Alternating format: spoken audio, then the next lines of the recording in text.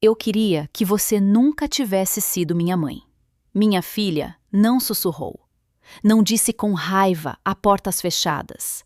Ela disse alto o suficiente para cada pessoa na mesa ouvir. Por um segundo, o tilintar dos garfos parou.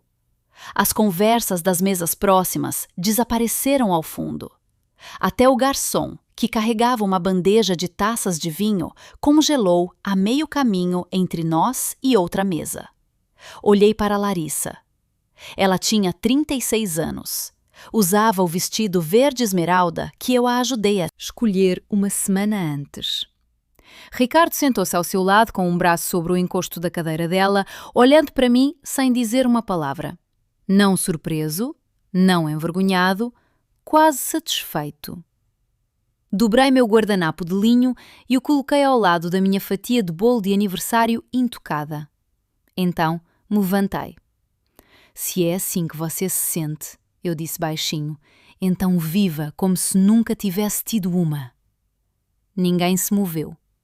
Peguei minha bolsa, atravessei o salão e saí para a vida. Noite quente de junho, do lado de fora da vinheria Terra Nossa em Alphaville, São Paulo.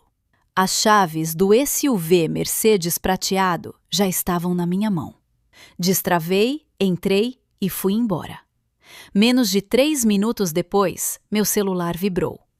Traga meu carro de volta ou eu chamo a polícia.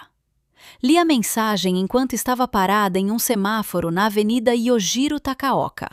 Então, bloqueei meu celular. Nunca respondi. Olhando para trás agora, as pessoas sempre me perguntam se aquele foi o momento em que tudo mudou. A verdade é que tudo vinha mudando há anos, eu apenas me recusava a ver. Meu nome é Helena Soares. A maioria das pessoas me chama de Lena. Tenho 61 anos, sou viúva e até aquele jantar de aniversário eu teria dito que tinha uma família maravilhosa. Não perfeita, nenhuma família é, mas eu honestamente acreditava que nos amávamos o suficiente para superar qualquer coisa. Aparentemente, eu era a única que acreditava nisso. Meu marido, António, morreu 8 anos antes após uma curta luta contra o câncer de pâncreas. 40 anos juntos. Ele costumava brincar que eu conferi cada talão de cheques da Grande São Paulo antes que o internet banking facilitasse as coisas. Passei quase 3 décadas subindo de caixa a vice-presidente em um banco regional em São Paulo, antes de me aposentar. Os números sempre fizeram sentido para mim. As pessoas nem tanto, especialmente quando essas pessoas eram seus próprios filhos. Depois que Antônio faleceu, Larissa se tornou meu mundo inteiro. Eu dizia a mim mesma que ela ainda precisava de mim. Talvez precisasse. Ou talvez eu precisasse acreditar que alguém ainda precisava. Quando ela se casou com Ricardo, eu já havia ajudado a pagar o financiamento estudantil dela. Quando eles tiveram dificuldades para comprar um imóvel depois que Lívia nasceu, eu intervi novamente. Quando o antigo SUV de Larissa quebrou na rodovia Castelo Branco, durante um temporal com minha neta no banco de trás, comprei a Mercedes para ela. Ela chorou quando lhe entreguei as chaves. Eu vou te pagar de volta, mãe. Eu sorri. Haverá muito tempo para isso. Engraçado como essas palavras continuavam voltando. Haverá muito tempo. Nunca houve. O jantar de aniversário começou lindamente. Larissa havia convidado 15 pessoas. Os pais de Ricardo, minha irmã mais nova, Clara, 2 primos, alguns amigos próximos, até Lívia. Minha doce neta de 8 anos sentou-se ao meu lado, colorindo no menu infantil até seus filezinhos de frango chegarem. Na primeira hora, tudo pareceu normal. Rimos sobre antigas férias em família. Ricardo pediu outra garrafa de vinho. O garçom trouxe os aperitivos. Larissa me abraçou depois de abrir os brincos de pérola que eu havia comprado para ela. Eu os amo, ela disse, e eu acreditei nela. Então, Ricardo começou a fazer piadas. Então, Lena, ele disse com um sorriso, já decidiu qual de nós ficará com a casa de praia em Jucaí algum dia?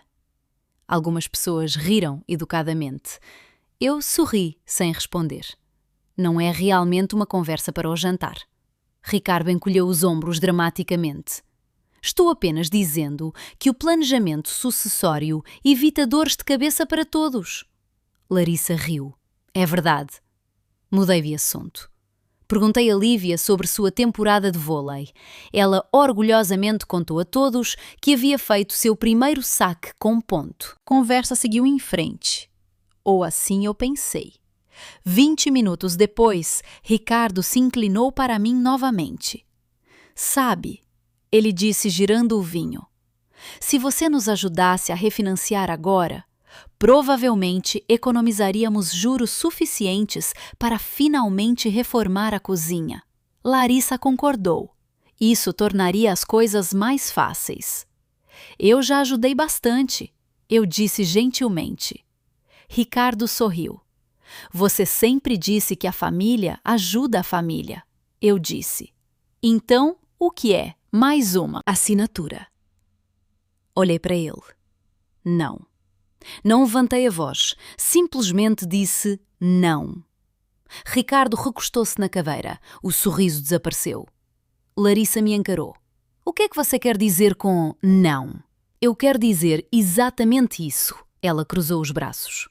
Você sabe, nós nunca pediríamos a menos que precisássemos. Eu sei. Então por que você não vai ajudar? Porque às vezes ajudar não é realmente ajudar. Ricardo soltou uma risada baixa. Aí está. Larissa parecia confusa. Aí. O que está ao controle? Pisquei. Desculpe. Ricardo balançou a cabeça. Tudo sempre vem com uma condição. Virei-me para Larissa. Eu nunca pedi nada em troca. Ricardo falou antes que ela pudesse responder, exceto gratidão. A mesa ficou em silêncio. Larissa, de repente, empurrou a cadeira para trás alguns centímetros. Sabe de uma coisa? Ela disse, sua voz tremendo. Estou cansada disso. Larissa, não, mãe. Estou cansada de sentir que você pode decidir tudo porque tenho dinheiro. Eu nunca. Você sempre fez. As pessoas ao nosso redor se mexeram desconfortavelmente. Clara pegou discretamente seu copo de água. Ricardo não disse mais uma palavra. Ele não precisava. Larissa estava falando por todos agora. Então, ela olhou diretamente para mim. Eu queria que você nunca tivesse sido minha mãe. Ninguém respirou, nem mesmo Lívia. Ainda posso ver o rostinho da minha neta se virando de sua mãe para mim, completamente confusa. Essa é a parte de que mais me lembro, não das palavras de Larissa, mas dos olhos de Lívia. Levantei-me, disse minha única frase e fui embora. Quando cheguei em casa 20 minutos depois, sentei-me na Mercedes com o motor desligado. O silêncio era insuportável. Então, comecei a chorar. Não porque minha filha me insultou, mas porque em algum lugar, bem lá no fundo, percebi que ela acreditava em cada palavra que disse. E pela primeira vez na minha vida, me perguntei se eu passei. Anos ensinando a ela que meu amor sempre me custaria tudo e a ela nada. Não dormi muito naquela noite. Toda vez que fechava os olhos, ouvia a voz de Larissa novamente. Eu queria que você nunca tivesse sido minha mãe. Não foi apenas o que ela disse, foi a facilidade com que disse.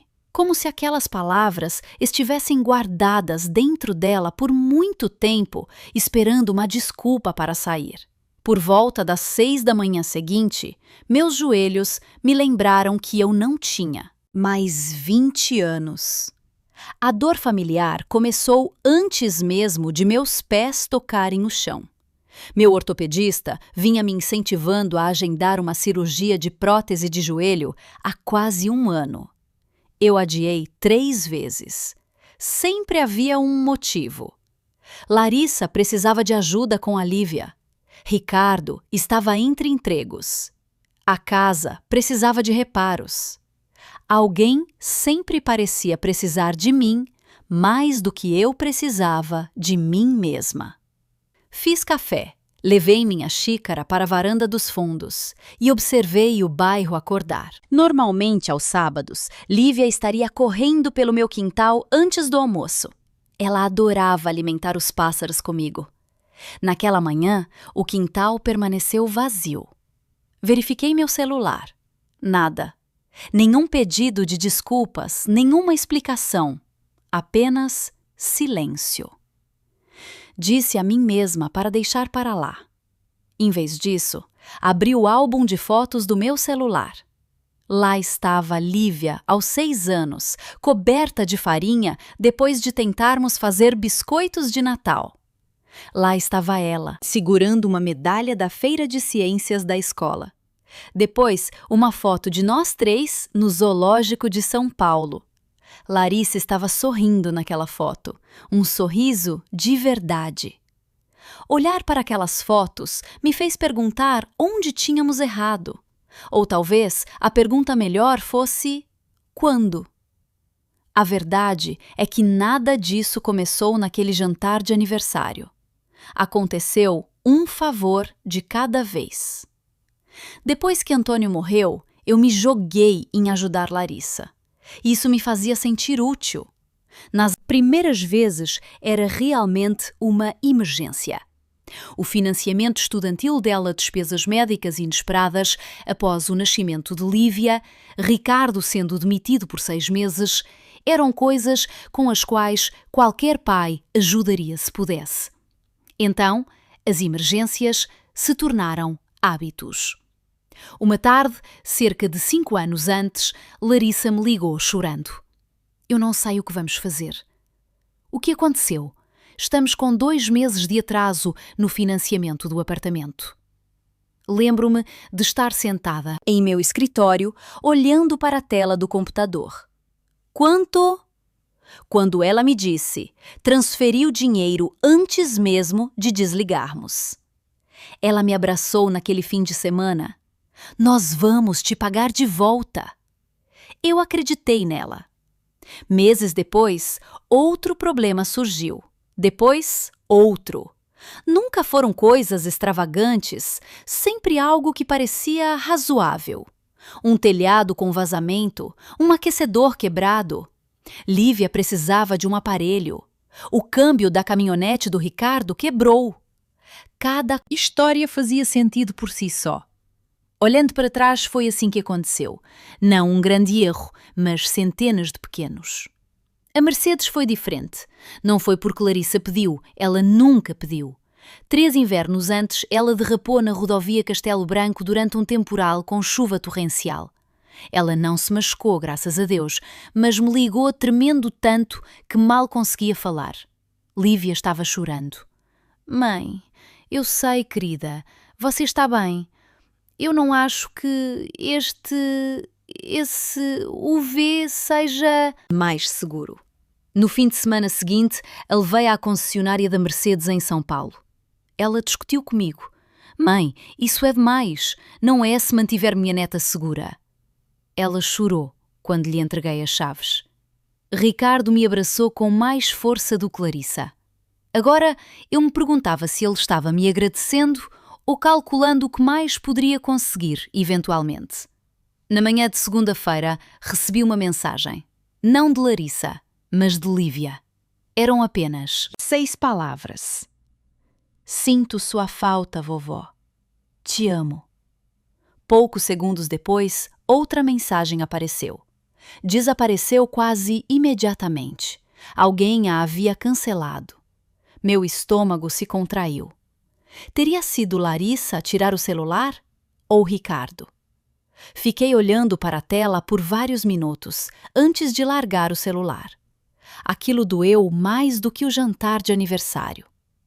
Adultos podem sobreviver a palavras feias. Crianças não deveriam ter que viver dentro delas.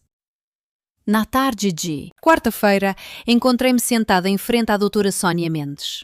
Sónia havia cuidado do testamento de António anos antes. Ela também me ajudou a criar minha holding familiar depois que me aposentei do banco.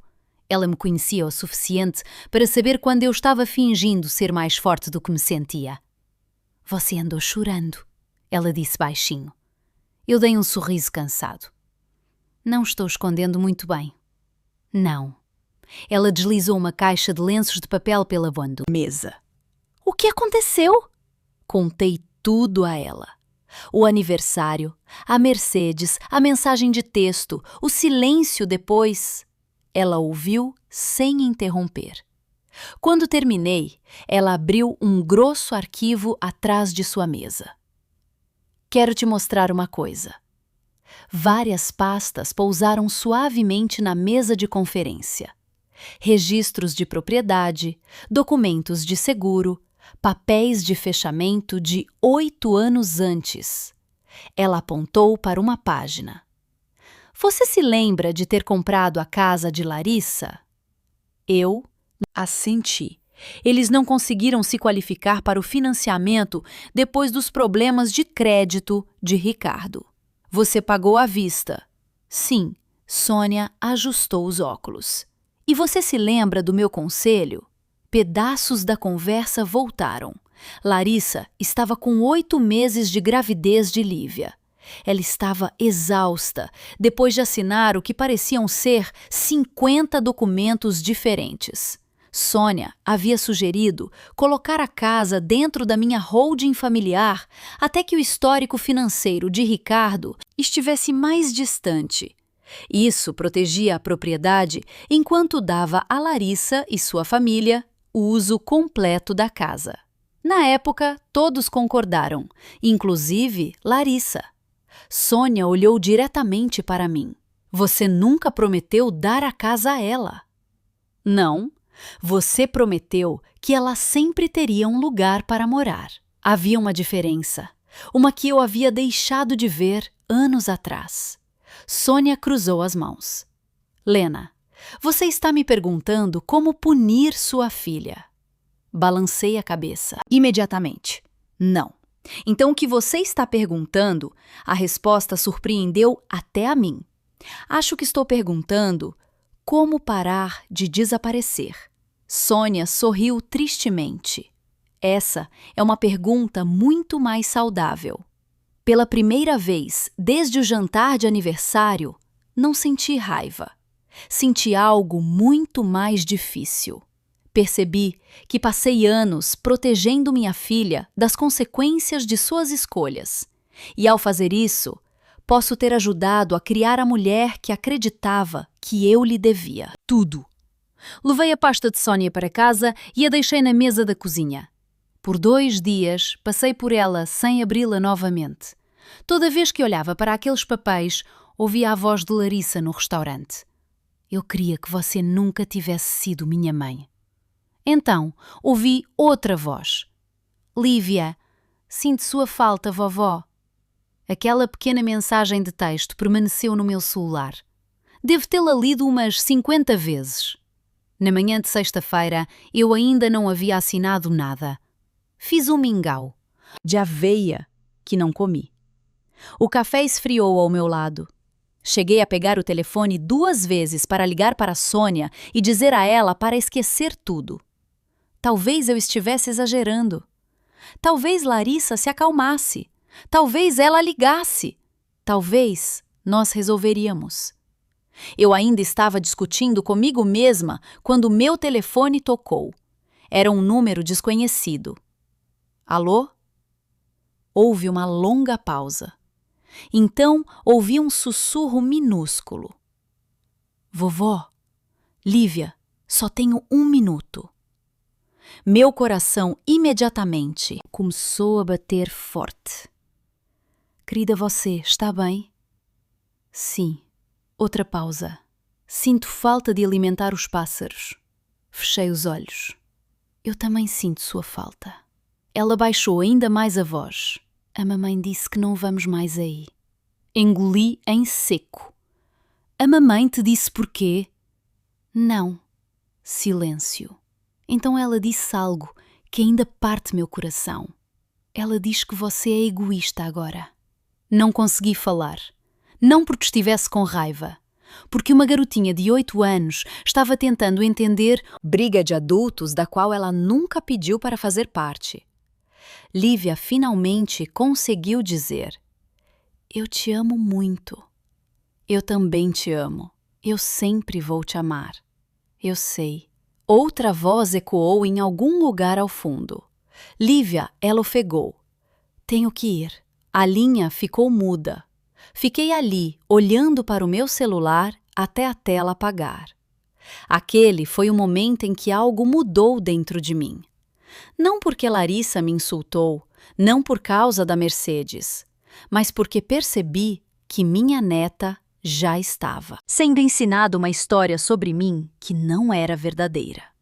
Peguei minha bolsa.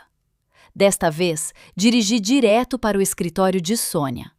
Ela ergueu os olhos quando entrei. Eu tinha a sensação de que veria você hoje. Sentei-me em frente a ela. Estou pronta. Ela não sorriu. Apenas assentiu. Você entende o que vem a seguir? Entendo. Sônia deslizou um último documento em minha direção. Isso autoriza a recuperação de bens que ainda são legalmente seus. Assinei. Então, olhei para ela. Não quero que ninguém se envergonhe. Eu sei. Não quero gritos. Eu sei. Especialmente não quero que Lívia se assuste.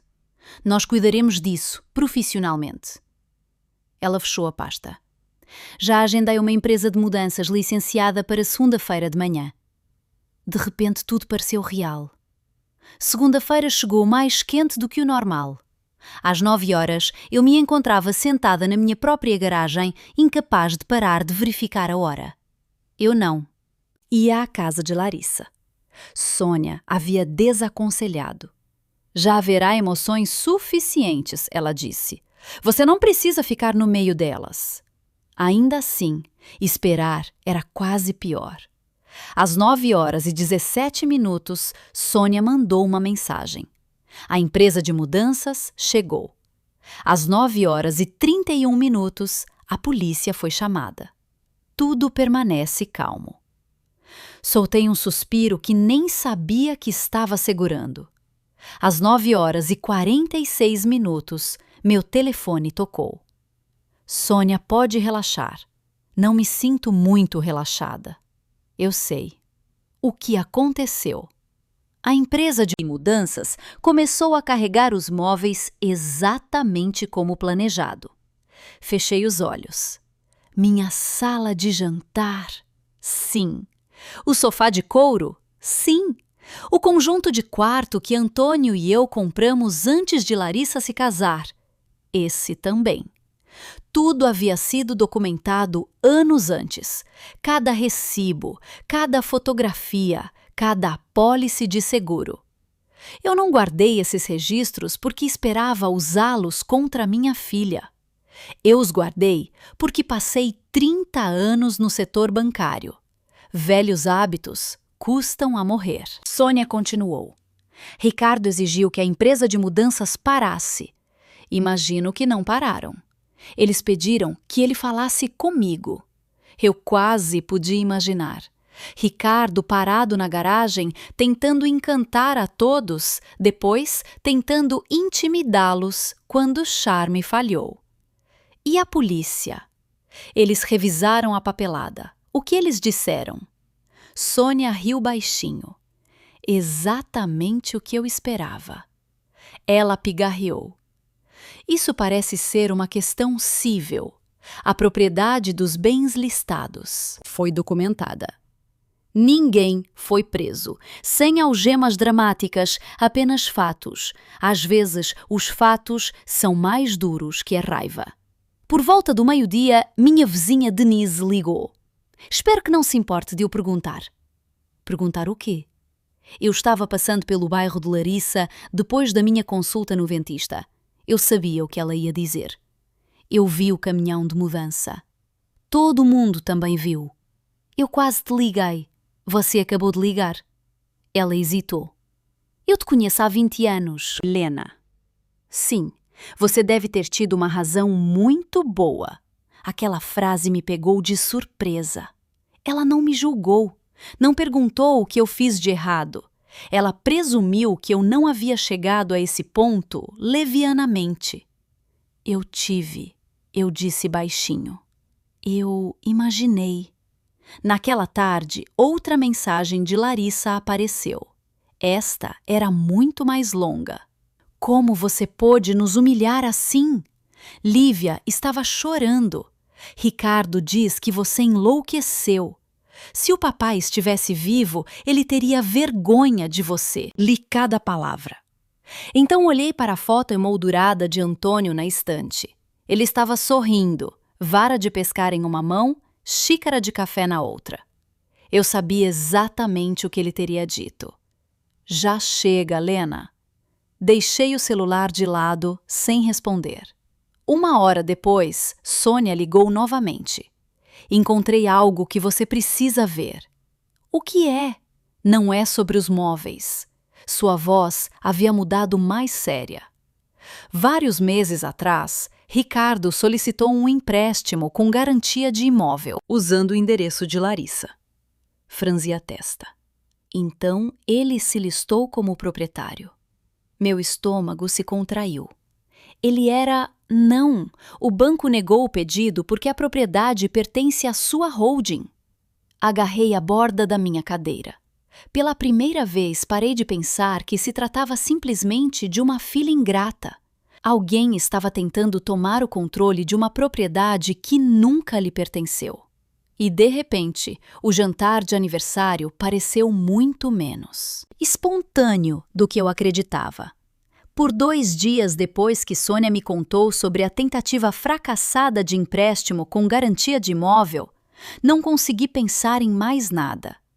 Ricardo não apenas presumiu que a casa um dia lhe pertenceria, ele já havia tentado pegar um empréstimo usando-a como garantia, sem me dizer, sem nem mesmo dizer a verdade ao banco.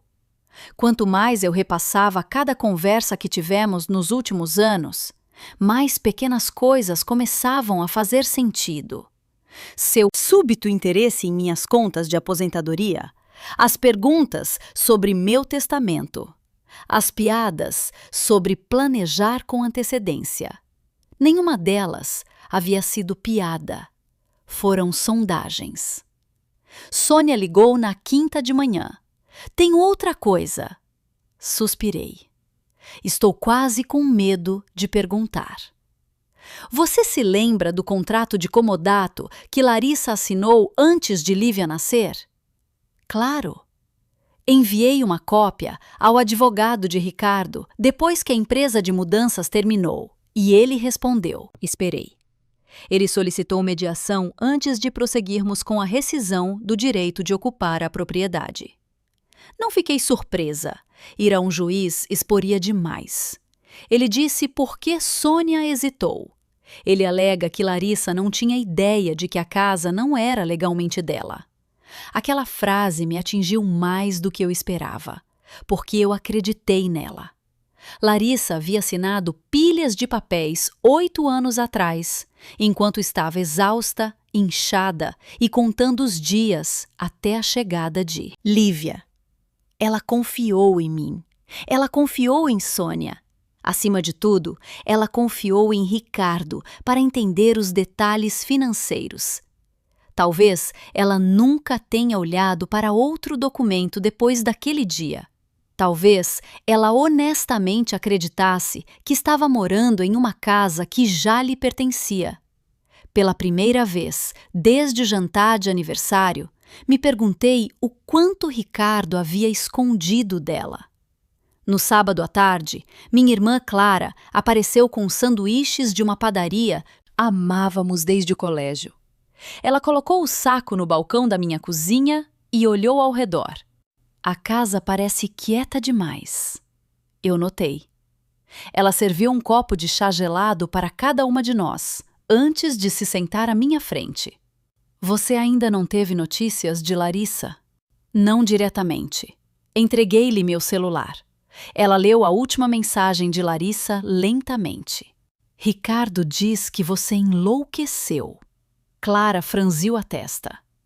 Algo nisso soa como a Larissa. Não respondi imediatamente. Quando Larissa era mais jovem, ela sempre escolhia suas palavras com cuidado. Mesmo quando estava chateada, ela fazia uma pausa antes de falar. Ricardo era diferente. Ele falava primeiro e pensava depois. Clara se inclinou para a frente. Você se lembra do Natal de 3 anos atrás? Assenti. Ricardo havia insistido que todos refinanciassem suas hipotecas, porque dívida era boa se você a usasse direito. Ele falou por cima de todos na mesa, como se estivesse dando um seminário, em vez de comer peru. Antônio teria odiado aquela conversa. Clara continuou. Eu o vi responder perguntas por Larissa a tarde toda. Olhei para cima. O que você quer dizer? Quando as pessoas perguntavam algo a ela, ele respondia antes que ela pudesse. Pensei sobre isso. Ele fazia isso. Eu havia notado na época, mas ignorei. Casais recém-casados, às vezes, desenvolvem hábitos estranhos. Exceto que eles não eram mais recém-casados. Na terça-feira seguinte, Sônia me convidou para seu escritório. Quando cheguei, uma pasta fina estava na frente da minha cadeira. Acho que você deveria ver isso. Ela a abriu. Dentro havia capturas de tela impressas mensagens de grupo. O nome do remetente era Ricardo. De onde vieram? Da amiga de faculdade de Larissa, Melissa. Reconheci o nome imediatamente. Melissa tinha sido colega de quarto de Larissa na USP. As capturas de tela não eram dramáticas, eram piores. Uma mensagem dizia: ela é muito mole. Se eu pressionar o suficiente, ela vai pedir para a mãe dela de novo. Outra: Helena sempre cede. Ela odeia decepcionar a Larissa. E uma de 6 meses antes. Quando a casa for finalmente nossa, podemos usar o valor para quitar tudo. Senti-me mal. Havia uma última mensagem. A data coincidia com a semana anterior ao jantar de aniversário de Larissa. Se ela disser não de novo, Larissa precisa parar de deixá-la nos fazer sentir culpados. Fiquei olhando para a tela. Ali estava.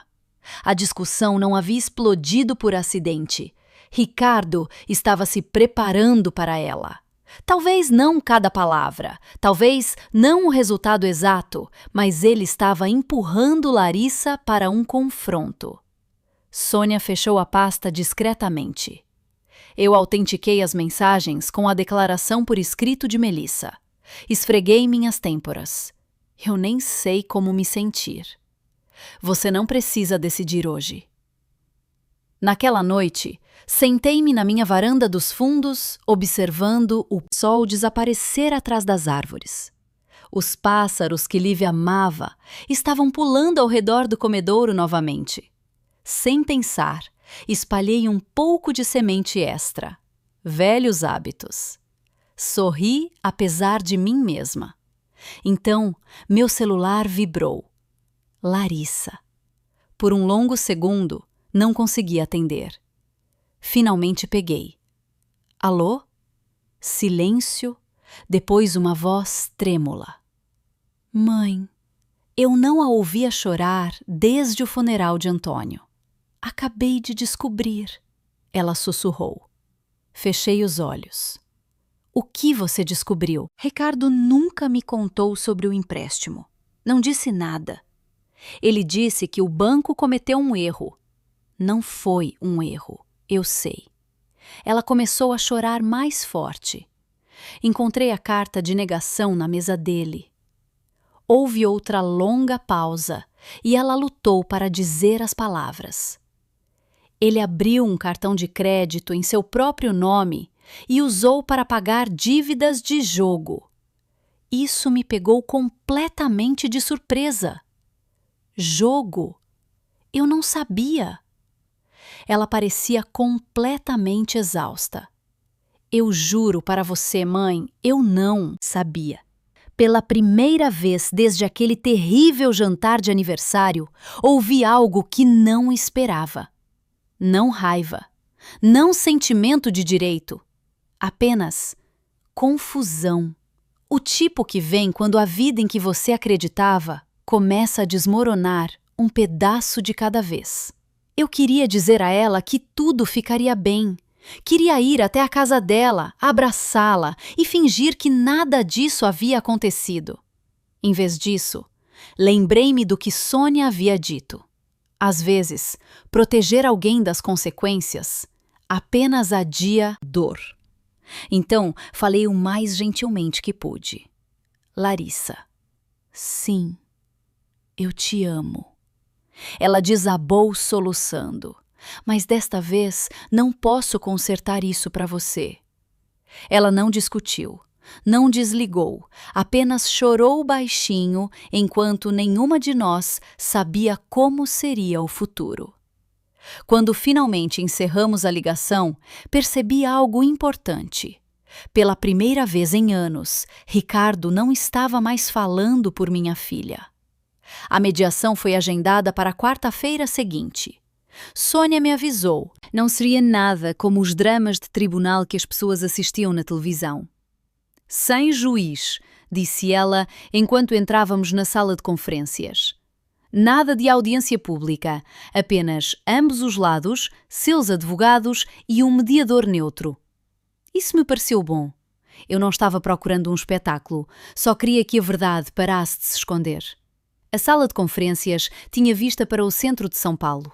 Uma longa mesa de nogueira preenchia o centro com cadeiras de couro dispostas ordenadamente ao redor. Uma garrafa de café estava intocada em um canto. Ricardo e Larissa já estavam lá quando Sônia e eu entramos. Ricardo parecia cansado, mas não derrotado.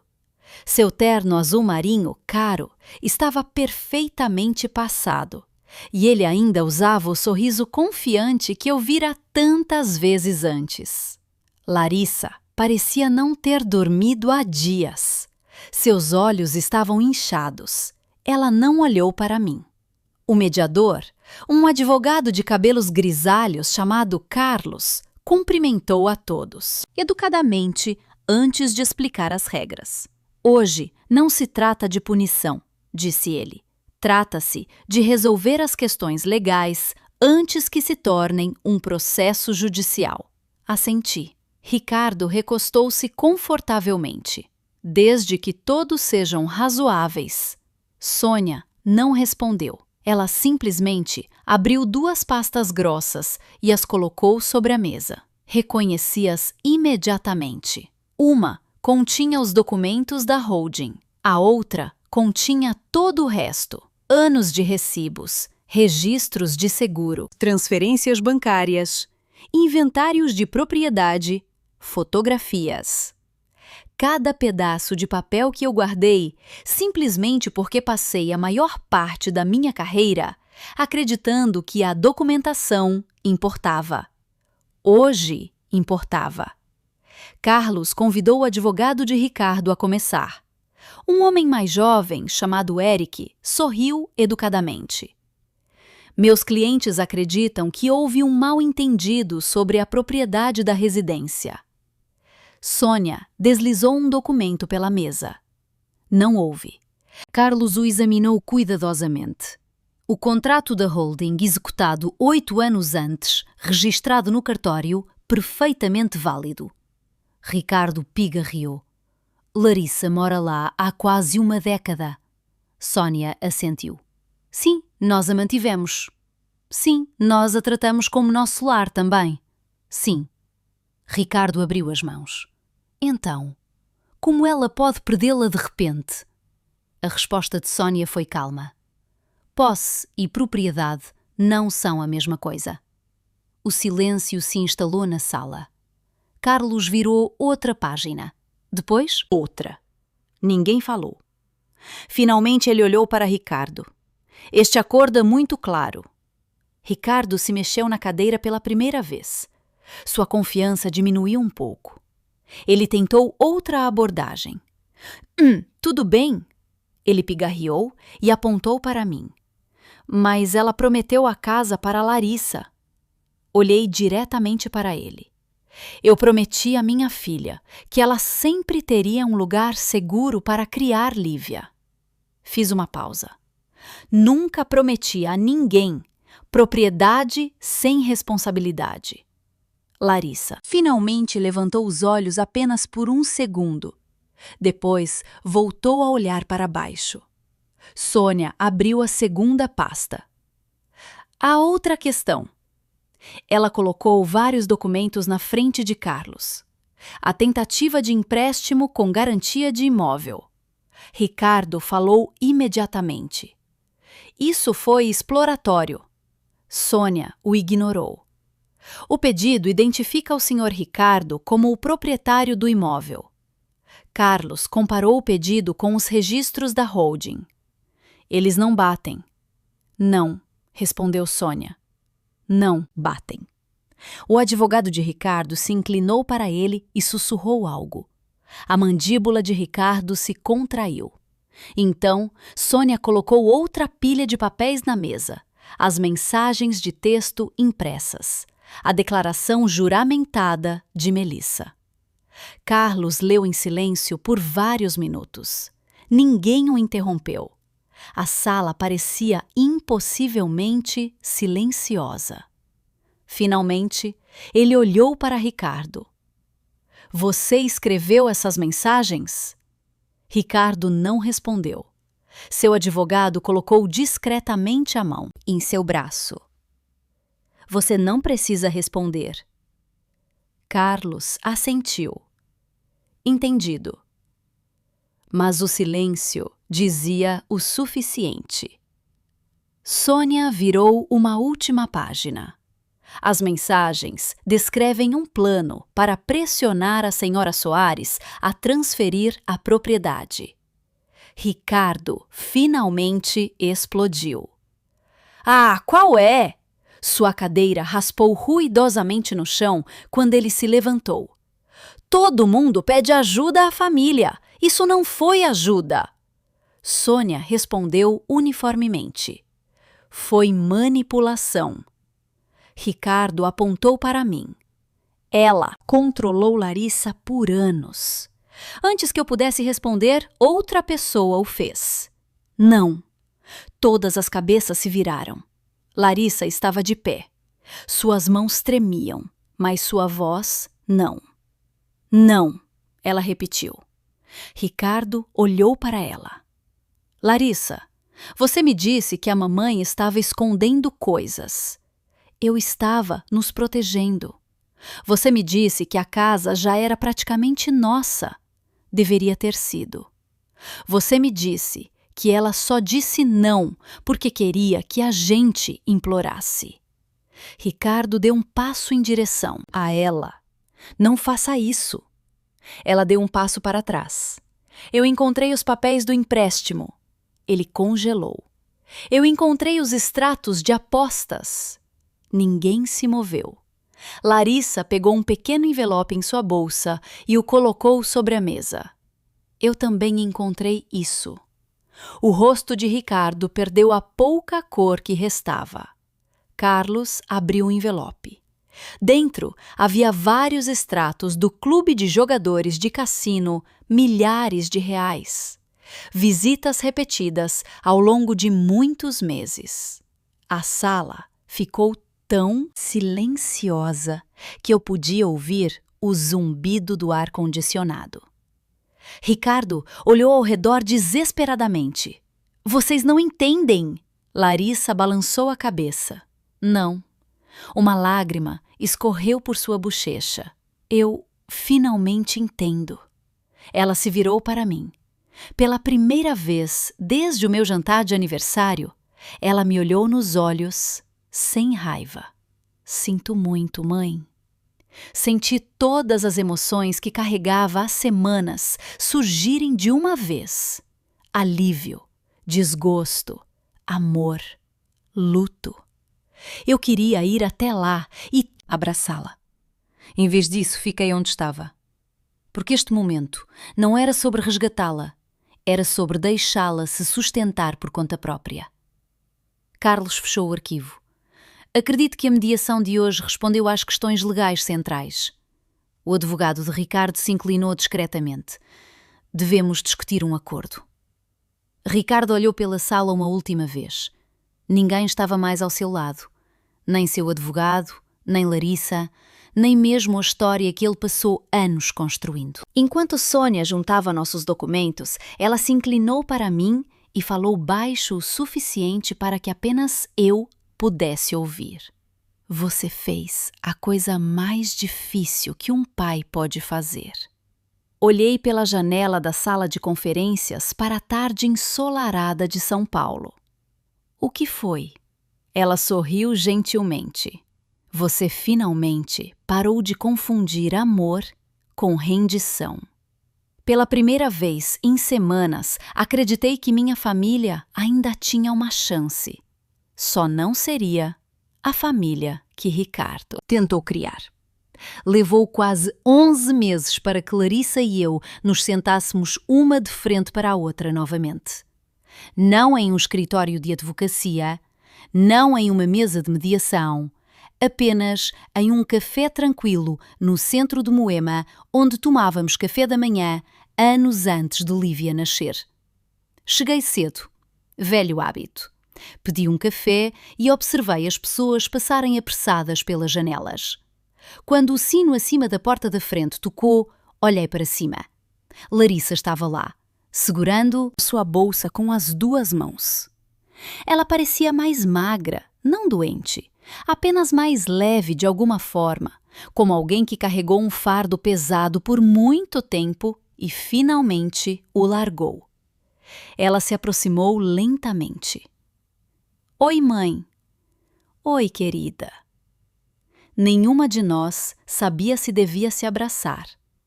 Após um segundo um pouco estranho, ela deu um passo à frente. Eu também. Nos abraçamos por um longo momento. Quando finalmente nos sentamos, nenhuma de nós falou imediatamente. Então, Larissa, sorriu fracamente. Eu ensaiei essa conversa umas 100 vezes. Eu também. Ela riu entre lágrimas. Eu imaginei. A garçonete trouxe nosso café e depois que ela se afastou, Larissa pegou algo em sua bolsa. Eu escrevi uma coisa. Ela me entregou um envelope. Eu não tinha certeza se conseguiria dizer. Dentro havia uma carta manuscrita de 6 páginas. Li cada palavra enquanto ela olhava pela janela. Ela admitiu que ignorou os sinais de alerta porque acreditar em Ricardo era mais fácil do que questionar o homem com quem se casou. Ela pediu desculpas por deixá-lo falar por ela. Ela admitiu que começou a esperar minha ajuda em vez de apreciá-la. Uma frase me fez parar de ler por um momento. Eu continuei achando que você estava tirando coisas de mim. Nunca percebi o quanto você já tinha me dado. Quando cheguei à última página, meus olhos estavam cheios de lágrimas. Dobrei a carta com cuidado e a coloquei de volta no envelope. Você não me devia. Isso. Devia sim. Não. Estendi a mão sobre a mesa e apertei a dela. Você devia a verdade a si mesma. Ela assentiu em silêncio. A vida parecia muito diferente agora. Ricardo havia concordado com o divórcio em vez de brigar por dívidas que eram claramente dele. Os documentos da mediação e os registros financeiros deixaram muito pouco espaço para discussão. Larissa se mudou para um modesto apartamento de 2 quartos a alguns quilómetros da escola de Lívia. Não era chique. Os móveis não combinavam. Ela encontrou a maioria deles em bazares e lojas de usados. Quando me mostrou o lugar com orgulho pela primeira vez, ela sorriu. Paguei por cada peça sozinha. Dá para ver. Ela riu nervosamente. Isso é um elogio? Com certeza é. Pela primeira vez desde que era jovem, ela não estava construindo uma vida com o dinheiro de outra pessoa. Estava construindo ela mesma. A casa permaneceu exatamente onde sempre pertenceu, dentro da holding da família Soares. Não porque eu queria controle, mas porque finalmente aprendi que proteger algo para a próxima geração, às vezes, significa dizer não à atual. Larissa entendia isso. Agora, em uma tarde de sábado, enquanto Lívia e eu plantávamos tomates no meu quintal, Larissa se aproximou com 2 copos de limonada. Estive pensando, isso pode ser perigoso, eu provoquei. Ela revirou os olhos, exatamente como fazia aos 16 anos. Eu mereço essa. Ela me entregou um copo. Quando o holding eventualmente passar um dia, eu a interrompi. Um dia espero estar muito longe. Ela sorriu. Eu sei. Então, ela me surpreendeu. Não quero que você mude nada. Olhei para ela. A holding. Ela assentiu. Deixe exatamente como está. Procurei em seu rosto. Você está falando sério? Estou. Ela observou. Lívia rindo enquanto a terra cobria suas luvas de jardinagem. Prefiro que a Lívia herde estabilidade em vez de expectativas. Acho que ela nunca disse nada que me deixasse mais orgulhosa. A Mercedes era outra história. Alguns meses após a finalização do divórcio, Larissa a dirigiu até minha garagem. Ela saiu e me entregou as chaves. Não posso ficar com isso. Você não precisa devolver. Eu sei. Ela sorriu. Mas eu quero. Vendemos juntas na semana seguinte. Nenhuma de nós queria a lembrança. Depois dos impostos e taxas, ainda havia dinheiro suficiente para começar algo novo. Sônia nos ajudou a criar uma conta de investimento para a faculdade da Lívia. Tanto Larissa quanto eu contribuímos, não igualmente juntas. Essa diferença importava. Em uma noite fresca de outubro, Lívia e eu sentamos na varanda dos fundos, alimentando os pássaros novamente, como costumávamos fazer. Ela se encostou no meu ombro. Vovó? Sim. Você e a mamãe estão bem agora? Eu sorri. Estamos chegando lá. Ela pensou sobre isso. Às vezes, a mamãe chora. Eu sei, mas ela sorri mais. Olhei para o jardim, onde Larissa estava colhendo os tomates que plantamos juntas. Eu também. Lívia deslizou sua pequena mão na minha. Fico feliz. As crianças não precisam de famílias perfeitas. Elas precisam de famílias honestas. Essa pode ter sido a maior lição que qualquer um de nós aprendeu.